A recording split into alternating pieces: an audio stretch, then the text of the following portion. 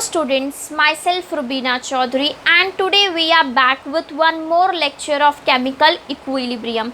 Student, in our previous lecture we have found out Kp. That means after discussing Kc, which was a concentration constant, and then we have moved ahead on Kp, which is a partial pressure constant. So we have found out constant in terms of gas and as well as constant in terms of liquid as well. But now student, what we are going to do today is we are going to find out a relationship. What kind of relationship does your Kc and Kp shares with each other, that we are going to see in our today's lecture. So our topic for today is going to be a relationship between Kc and Kp. Okay students, so for now we are going to again consider a reaction which we are always using. Consider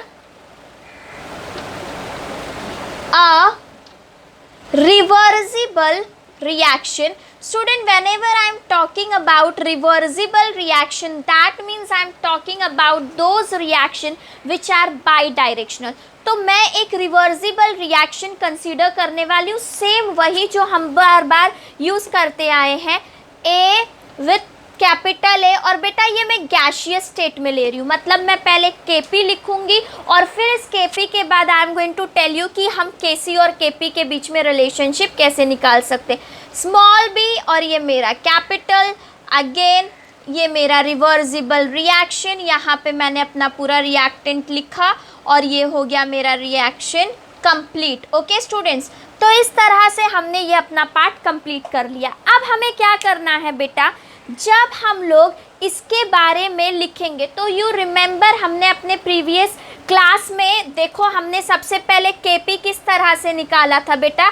Kp के लिए हमने क्या लिखा था, you are not suppose to derive from here, तुम आगे से कर सकते हो बट हम छोटा सा देख लेते हैं कि हमने Kp कैसे निकाला था.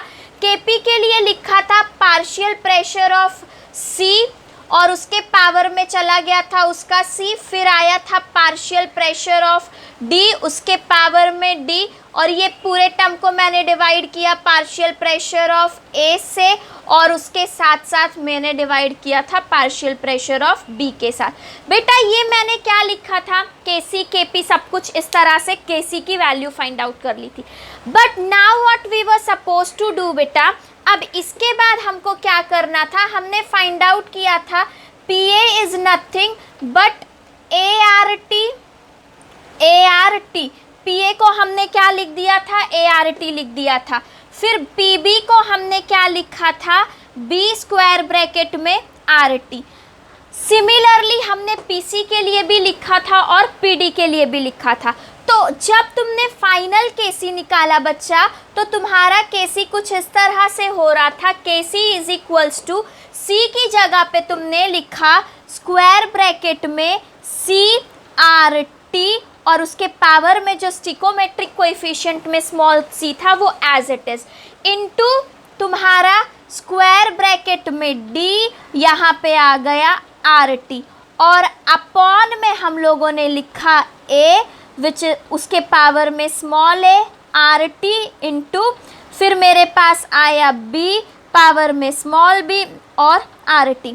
इस तरह से हमारे पास फाइनल इक्वेशन आ गया था बच्चा, किसका, हमारे पास फाइनल इक्वेशन आ गया था बेटा. ये तुम जो है वी आर गोइंग टू, ये आ गया मेरा RT. ये जो तुम्हारा पावर होगा ना, अगर तुम देखोगे तो पावर पूरे राउंड ब्रैकेट के ऊपर दिया हुआ था, तो C किधर आ जाएगा इसके पावर में, D किधर आ जाएगा यहाँ पे राउंड ब्रैकेट के बाहर, यहाँ पे तुम्हारा RT, और ये फिर आ गया B, और यहाँ पे तुम्हारा ART, और यहाँ पे आ गया small a. If you can see, तो यही हमारा फाइनल इक्वेशन था जो हमने किसके लिए लिखा था, जो हमने लिखा था Kc के लिए. ओके बेटा, देखो PC की जगह पे था CRT और राउंड ब्रैकेट और उसके पावर में जो C आ गया था. तो this was a final equation which we have got for Kc. ये वो इक्वेशन है जो हमको किसके लिए मिल गया था बेटा, Kc के लिए मिल गया था. अब इसके बाद आप क्या करोगे, देखो आपको रिलेशनशिप फाइंड आउट करना है केसी और केपी के बीच में। तो सबसे पहले हम अपना ये जो ब्रैकेट है उस ब्रैकेट को ओपन करेंगे। तो जब मैं अपना ब्रैकेट ओपन करूंगी student, what I will get is के सी इज इक्वल्स टू, जो यहाँ पे मेरे पास सी के पावर में था, मतलब वो कुछ इस तरह से आ जाएगा, कैपिटल सी स्मॉल सी और यहाँ पे आर टी, और आर टी के पावर में भी सी आ गया बेटा, यहाँ पे तुम्हारे आर टी के पावर में भी सी आ गया, इनटू यहाँ पे तुम्हारा डी, उसके पावर में डी, और यहाँ पे आर टी और उस आर टी के पावर में भी डी आ गया। That means what we are going to do is student, हम अपने ब्रैकेट को सिंपली ओपन कर रहे हैं।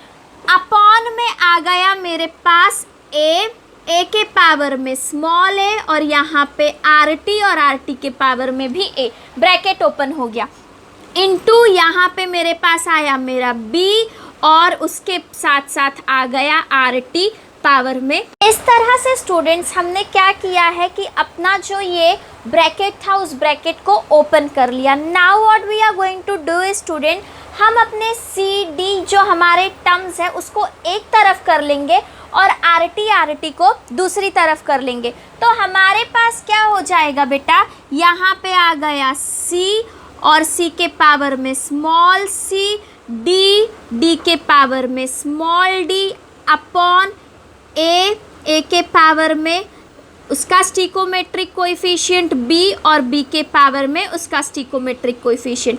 इस तरह से हमने अपने स्टिकोमेट्रिक अपना ये जो रिएक्टेंट है उसको एक साइड कर लिया, और दूसरी तरफ हमने R T with R T with C और into R T with D, upon क्या आ रहा था मेरे पास, आर टी ए के साथ और आर टी बी के साथ। ओके बेटा, हमने अपने आर टी के टर्म्स को एक तरफ कर लिया। जब हमने ये पार्ट कर लिया है कि मेरा आर टी जो है एक साइड आ गया, तो now what is next we are going to do student, हम इस आर टी को कुछ इस तरह से भी लिख सकते हैं बेटा। हम इस आर टी को ऐसे लिख सकते हैं कि सी, और ये मेरा पूरा टर्म एज इट इज़ रहेगा डी अपॉन ए, और उसके साथ साथ मेरा बी, ये सब तो एज इट इज़ रहेगा। But instead of writing R T C और raise to C into R T C raise to do, what I can write down is R T C plus D, ये आपके maths की property है। Okay students, upon यहाँ पे हमने क्या कर दिया, R T A plus B. इस तरह से हमने अपने आर टी को लिख लिया। अब बेटा इसको तुम ऐसे भी पढ़ सकते हो, लॉग ए है अपॉन लॉग बी है, तो आप इसको नेक्स्ट स्टेप में क्या कर सकते हो, you can write down it as a common log और ए माइनस बी कर सकते हो, राइट बच्चा। तो अभी हमारा नेक्स्ट स्टेप वही होगा, we will keep this whole term as it is. But बेटा क्या तुमको ये पूरा टर्म जो यहाँ पे लिखा हुआ है ये किसी की तरह दिख रहा है क्या? Are you able to find out this whole term? ये मेरा केपी था, I was writing in terms of KP. ये पूरा का पूरा टर्म अगर आप याद करोगे तो हमने जो प्रीवियस लेक्चर में केसी निकाला था वो केसी की ही value, this whole thing is KC. तो केपी इज इक्वल्स टू, ये पूरे टर्म की जगह पे मैं क्या लिख लूँगी, I am going to write down KC. पूरे के पूरे टर्म की जगह पे मैंने केसी लिख दिया into R T. Now my R T will be such as R T C plus D, और यहाँ पे आ जाएगा minus A plus B. Okay student, this is what I have written so far. अब बेटा यहाँ पे मैं क्या कर लेती हूँ, let C plus D minus A plus B is equal to delta N. मैंने ये पूरे के पूरे टर्म को जो मेरा c plus D minus A plus B था उसको डेल्टा एन कंसीडर कर लिया है। तो अब मैं अगर इसकी जगह पे डेल्टा एन लिख देती हूँ तो आई विल गेट के पी इज इक्वल्स टू के सी इंटू आर टी, और पावर में आ जाएगा मेरे डेल्टा एन। इस तरह से मुझे मेरा रिलेशनशिप मिल गया किसके बीच में बच्चा? मुझे मेरा रिलेशनशिप मिल गया केसी और केपी के बीच में। KP is equals to KC R T into delta N. यहाँ पे हमने अपना इक्वेशन कंप्लीट कर लिया। बट नाउ तुम्हारे माइंड में ये क्वेश्चन अराइज हो सकता है कि डेल्टा एन क्या है, राइट स्टूडेंट्स? तो अभी हम अपने डेल्टा एन के बारे में बात कर लेते हैं। Delta N is nothing but number of moles on reactant side minus number of moles on product side. Product side पे कितने नंबर ऑफ मोल्स हैं उसमें से तुम माइनस करने वाले हो number of moles on reactant side. Okay students, इस तरह से आपने क्या किया, डेल्टा एन की वैल्यू निकाल ली। अब आपको लग रहा होगा कि ये क्या है, number of moles on reactant side and number of moles on product side. तो उसको समझने के लिए एक छोटा सा एग्जांपल ले लेते हैं। अगर 2a + 3b है और आगे जाके मुझे दे रहा है 3c + 4d, तो बेटा इधर कितना स्टिकोमेट्रिक कोएफिशिएंट है प्रोडक्ट साइड पे? 3c का है और 4 कितना है? d का। तो तुम्हारा जो number of moles on reactant side हो जाएगा, it will B 3 + 4 that means 7, और उसमें से तुम माइनस क्या करोगे? 2 + 3 दैट मीन्स योर 5। तो तुम्हारा जो डेल्टा एन है it will be going to be 2। तुम्हारा जो डेल्टा एन है वो 2 हो जाएगा। स्टूडेंट यहाँ पे हमने इस तरह से डेल्टा एन की जो वैल्यू है वो फाइंड आउट कर ली। Delta N is nothing but number of moles on reactant side as well as number of moles on product side. तो ये तुम्हारा फाइनल इक्वेशन है जो रिलेशनशिप बता रहा है किसके बीच में? केसी और केपी के बीच में। देखो स्टूडेंट्स, हमने सबसे पहले क्या किया है, सबसे पहले तुमने एक रिवर्सिबल इक्वेशन लिया। उस रिवर्सिबल इक्वेशन का हम केपी लिखने वाले। केपी कैसे लिखते हैं ये हमने अपने प्रीवियस लेक्चर में देखा है। अगर आपने वो लेक्चर नहीं देखा है स्टूडेंट्स, तो पहले वो लेक्चर देख लो, then it will be very clear for you कि हम केपी कैसे लिख रहे हैं। केपी लिखने के बाद हमने अपने पीसी, पीडी, पीए, पीबी मतलब हमने पार्शियल प्रेशर्स की वैल्यू लिखी है। एआरटी, बीआरटी, ये भी मैंने आपको बताया है कि एआरटी, बीआरटी कहाँ से आएगा, हमारा जो प्रीवियस लेक्चर है वहाँ पे। फिर हमारे पास ये एक फाइनल इक्वेशन आया था, किसका बच्चा? ये हमारे पास फाइनल इक्वेशन आया था केपी का। अगर आपको फाइंड आउट करने बोलता है relationship between KC and KP, तो आप अपना डेरिवेशन डायरेक्टली यहाँ से स्टार्ट कर सकते हो। कहाँ से स्टार्ट करोगे? ये वाले पॉइंट से, यहाँ से यू कैन स्टार्ट। सबसे पहला स्टेप, तुमने जो तुम्हारे पावर में सी था उसको दोनों पे मल्टीप्लाई, और तुम अपना ब्रैकेट ओपन कर रहे हो। तो तुमने जब अपना ब्रैकेट यहाँ पे ओपन किया ना, everything was in this particular form. तो नेक्स्ट स्टेप स्टूडेंट्स हमने क्या किया, नेक्स्ट स्टेप में हमने यहाँ पे देख लिया अपना जो आरटी वाला सब था, आरटी को एक साइड में कर दिया और यहाँ पे हमें मिल गया c to the power c, d to the power d upon a to the power a और b to the power b। तो ये जो तुम्हारी वैल्यू थी it was nothing but it is a value of a kc। तो instead of writing down this whole term तुमने उसकी जगह पे लिख दिया kc, और तुमने आरटी को फिर मैथ्स की प्रॉपर्टीज यूज़ करके हमने कुछ इस तरह से लिखा, और लास्ट में हमने लेट कर लिया है बेटा कि लेट मेरा जो c plus D minus A plus B था वो डेल्टा एन था। फिर आगे जाके बेटा हमने ये देखा है कि मेरा जो ये डेल्टा एन है उस डेल्टा एन की वैल्यूज़ क्या है, या उस डेल्टा एन की जो वैल्यू है वो प्रोडक्ट साइड पे कितना नंबर ऑफ मोल्स है उसमें से तुम माइनस कर रहे हो क्या, कि रिएक्टेंट साइड पे कितना नंबर ऑफ मोल्स है। इस तरह से हमारे पास एक फाइनल इक्वेशन आया। फाइनल इक्वेशन है Kp is equals to Kc into R T delta N. अब यहाँ पे अगर मैं बात कर लूँ कुछ टर्म्स की, तो R is nothing but R is a gas constant, R gas constant है, और T जो है तुम्हारा टेम्परेचर है which will be return in kelvin, और N is a number of moles, और डेल्टा N जो है वो है प्रोडक्ट माइनस रिएक्टेंट। प्रोडक्ट की तरफ कितना नंबर ऑफ मोल्स है उसमें से तुम माइनस कर दो कितना नंबर ऑफ मोल्स है रिएक्टेंट साइड पे। ओके स्टूडेंट्स, अब ये हमारा Kc और Kp का रिलेशनशिप ख़त्म हो गया। इसके बाद तुम्हारे चैप्टर में एक बहुत छोटा सा टॉपिक दिया हुआ है, we are going to discuss about that topic as well here only. Chemical equilibrium में तुम्हारा रिएक्टेंट कौन से स्टेट में है, whether your reactant is in gaseous state, whether your reactant is in liquid state, it is very very much important to no.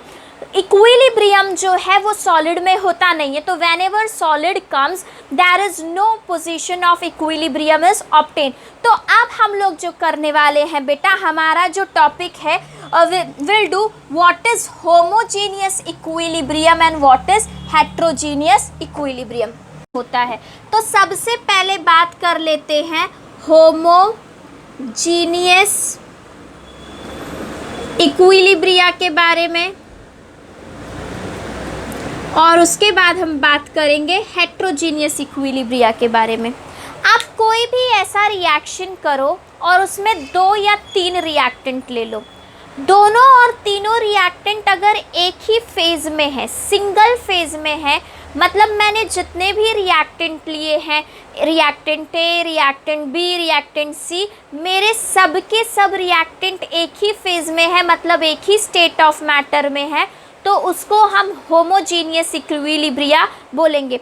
अगर वो एक से ज़्यादा स्टेट्स में है तो let us see what we will talk about it later. Homo का मतलब होता है सेम और जीनियस मीन्स फेज और टाइप, तो homogeneous means phase, same phase. If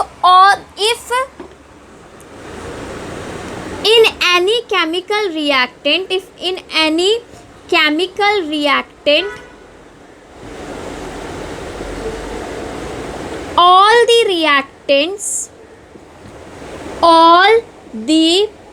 reactants are in single phase, then it is called as a homogeneous equilibria। अगर तुम्हारे सारे के सारे रिएक्टेंट एक ही सिंगल फेज में है, मतलब पूरा रिएक्टेंट या तो गैस में है या तो लिक्विड में है, तो उसे हम क्या बोलते हैं student, we are going to call it as a homogeneous equilibria. For an example, A is in gaseous state plus B is also in gaseous state, वहाँ पे मुझे प्रोडक्ट कुछ भी मिल रहा है, अगर मेरे दोनों के दोनों रिएक्टेंट गैसियस स्टेट में है तो we are going to call it as a homogeneous equilibria. अगर मेरा ए भी लिक्विड में है, अगर मेरा बी भी लिक्विड में है, मतलब मेरे दोनों रिएक्टेंट एक ही फेज में है, तो we are going to call it as a homogeneous equilibria. Single state of matter में तुम्हारा दोनों रिएक्टेंट प्रेजेंट है तो उसको हम होमोजीनियस इक्विलिब्रिया बोलते हैं student. Now we are going to talk about what is heterogeneous equilibria. बच्चा, तो नाम से ही तुमको पता चल गया होगा कि हम बार बार होमोजीनियस, हेट्रोजीनियस ये वर्ड यूज़ करते आए हैं। तो हेट्रोजीनियस में क्या होता है स्टूडेंट्स, हेट्रोजीनियस का मतलब होता है different phase. In heterogeneous we are going to talk about different phase. अब डिफरेंट फेज का मतलब ये है कि कोई भी ऐसा केमिकल रिएक्शन जिसमें तुम्हारा रिएक्टेंट एक से ज़्यादा फेज में प्रेजेंट है, मतलब एक लिक्विड है और दूसरा गैस है, तो उसे हम क्या बोलेंगे, we are going to call it as a heterogeneous equilibria. If reactants are present in more than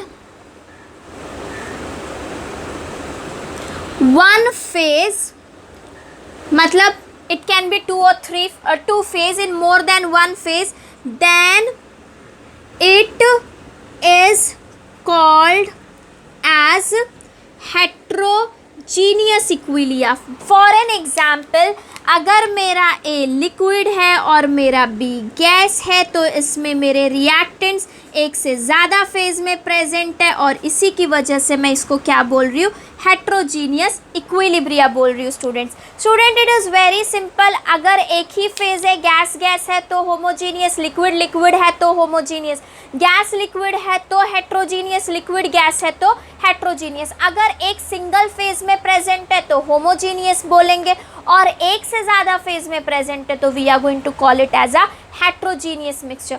student आगे जाके हम इसी लेक्चर में डिस्कस कर लेते हैं कि यूनिट्स किस तरह से देने हैं और हम किस तरह से यूनिट्स को यहाँ पे अपने किसी भी इक्वेशन के लिए फाइंड आउट कर सकते हैं।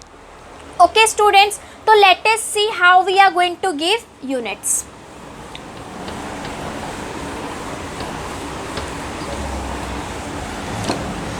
अब अगर मैंने Kc लिखा है, फॉर एन एग्जाम्पल मेरे पास आ रहा है H2 जो कि गैसियस स्टेट में है और प्लस मेरे पास आ गया I2 जो दूसरा भी गैसियस स्टेट में है। ओके बेटा, तो अगर मैंने इसको देखा तो मुझे आगे जाके मिलेगा 2HI। ओके बच्चा, मुझे यहाँ पे क्या मिल रहा है 2HI, और मेरा 2HI ये कौन से स्टेट में है, गैसियस स्टेट में है।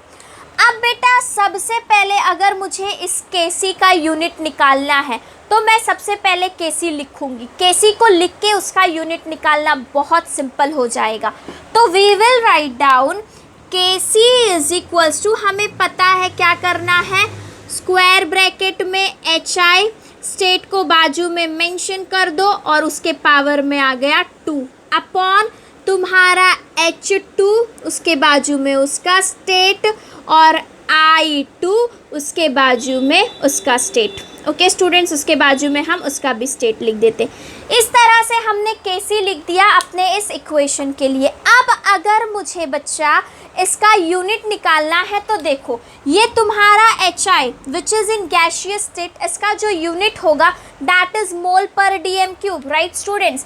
तो HI की जगह पे मैं क्या लिख देती हूँ, मेरा जो यूनिट है इट विल बी मोल पर DM cube as it is square bracket में, और उसके पावर में जो भी था बच्चा उसके पावर में एज इट इज़ रहने दो, keep it as it is. यहाँ पे तुम्हारा यूनिट पावर वाली चीज़ को तुम नहीं हाथ लगाओगे, यहाँ पे 1 है, यहाँ पे 1 है, इसको एज इट इज़ लिख दो। H2 का भी यूनिट हो जाएगा मोल पर DM cube which will be raised bye 1, और I2 का भी क्या हो जाएगा, मोल पर DM क्यूब, और इसके भी यूनिट में आ गया 1। तो यू विल सी यहाँ पे 1 1 कैंसिल, ये कैंसिल, और यहाँ पे इस केस में तुम्हारा Kc जो है वो यूनिट लेस हो गया। ऊपर भी मोल पर DM क्यूब स्क्वायर ब्रैकेट के ऊपर स्क्वायर था, नीचे भी मोल पर DM क्यूब स्क्वायर ब्रैकेट के ऊपर 2 था, दोनों ने एक दूसरे को कैंसिल आउट कर लिया और तुमको क्या मिल गया, तुम्हारे Kc की यूनिट 0 मिल गई।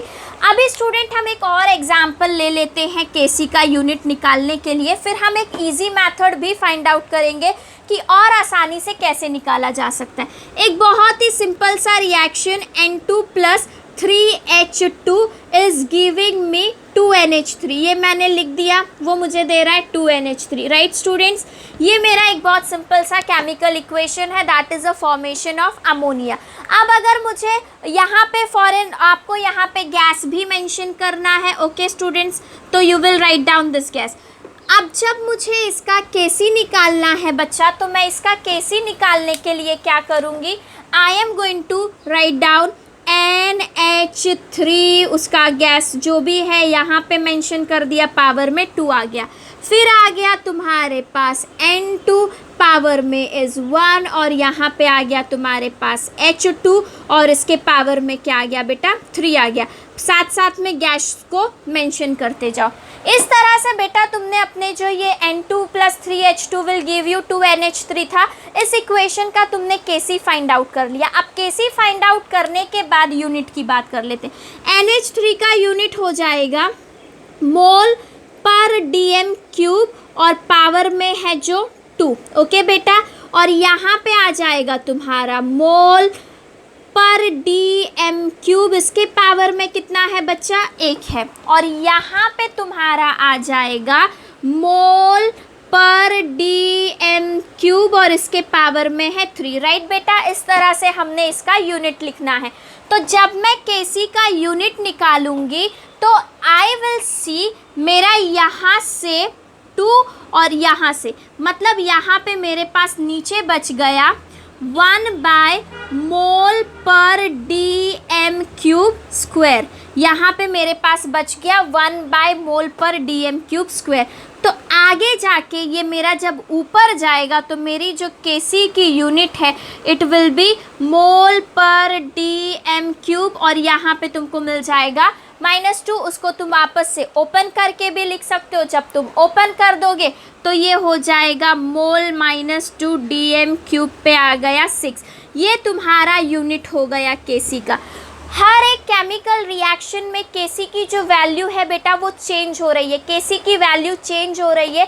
Kc की वैल्यू डिपेंड करती है कि तुम्हारे पास तुम्हारे रिएक्टेंट साइड पे कितने नंबर ऑफ मोल्स हैं और तुम्हारे प्रोडक्ट साइड पे कितने नंबर ऑफ मोल्स हैं। इससे भी इजी मेथड है जहाँ से हम Kc की वैल्यू को फाइंड आउट कर सकते हैं। तो let us see student what is another method from which we can find out it more easily. इतना सब कुछ करने की ज़रूरत नहीं है, तो मैं ये दोनों के लिए बताती हूँ। बेटा देखो, हमने डेल्टा एन निकालना देखा है। Delta N is number of moles on product side. Product side पे कितने नंबर ऑफ मोल्स हैं उसमें से माइनस कर दो, रिएक्टेंट साइड पे कितने नंबर ऑफ मोल्स है, राइट बेटा। तो तेरे प्रोडक्ट साइड पे कितना था 2, और तेरे रिएक्टेंट साइड पे कितना था 2, और तेरा डेल्टा एन क्या आ गया 0। क्योंकि तेरा डेल्टा एन 0 आ गया ना, इसलिए तुम्हारी यूनिट भी 0 आ गई। मतलब तुम्हारा Kc क्या है, यूनिटलेस है। अब यहाँ पे देखो, तुम्हारा डेल्टा एन जो था बेटा वो था यहाँ पे number of mole on product side कितना था बच्चा, number of mole on product side was 2, और उसमें से तुमने माइनस करा कितना 4, तो यहाँ पे आ गया तुमको -2, और इसलिए इट वॉज नथिंग बट मोल पर dm³ -2, और तुमने यहाँ पे मल्टीप्लाई करके उसकी वैल्यू निकाल ली। सपोज कर लो यहाँ पे 5 होता रिएक्ट प्रोडक्ट साइड पे और रिएक्टेंट साइड पे 3 होता, यहाँ पे तुमको -2 होता, तो यहाँ पे तुमको मिल जाता मोल पर dm³, और इसके पावर में तुम लिख देते 3, फिर वो तुम्हारा 3 एज इट इज़ मल्टीप्लाई होके आपको क्या दे देगा बेटा, उसकी वैल्यू दे देगा। इस तरह से हमने फाइंड आउट किया है कि हम किस तरह से किसी भी इसका यूनिट निकाल सकते हैं। बेटा आगे जाके यूनिट पे हम एक अलग से लेक्चर लेने वाली हूँ, जहाँ पे मैं आपको डिटेल में बताऊँगी कि पूरे केमिकल इक्विलिब्रियम में आप Kc Kp के यूनिट्स कैसे निकाल सकते हो, और वहाँ पे हम इसको और ज़्यादा डिटेल में पढ़ेंगे। बट फॉर न्यूमेरिकल वाइज इतना सफिशिएंट है, आप इससे भी कर लेते हो तो it is more than enough. But entrance exams के बेसिस पे हम आगे जाके अपने लेक्चर में और भी सारी चीज़ें डिस्कस करने वाले हैं। ओके स्टूडेंट, तो आज के लेक्चर में हम लोगों ने रिलेशनशिप निकाला है Kc और Kp के बीच में। इसके साथ साथ हमने देखा what is homogeneous equilibria, what is heterogeneous equilibria, and along with that student हमने लास्ट में यूनिट निकालना सीखा है Kc और Kp का। Kc का कोई फिक्स यूनिट नहीं है, जैसे जैसे तुम्हारा कंसंट्रेशन ऑफ अ रिएक्टेंट और प्रोडक्ट चेंज होगा माय डियर स्टूडेंट्स, वैसे ही तुम्हारा जो यूनिट है वो भी चेंज हो जाएगा। Okay student, that's all for today. Keep watching my lecture and thank you students for watching my lecture.